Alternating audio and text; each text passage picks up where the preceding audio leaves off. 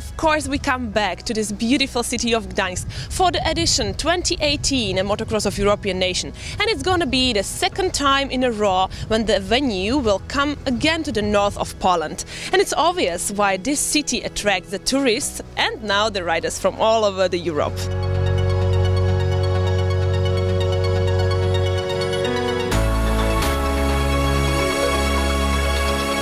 It's a rich, pulsing city full of sightseeing attraction, but the main thing is that the history really breathes from every single corner of it.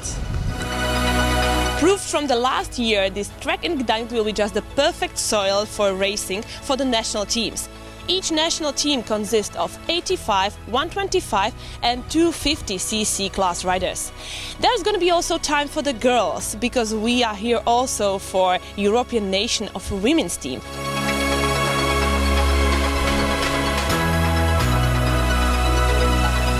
Only one nation could take the trophy from the Gdansk home. And who it will be? Let's discover this on the social media, so follow us there.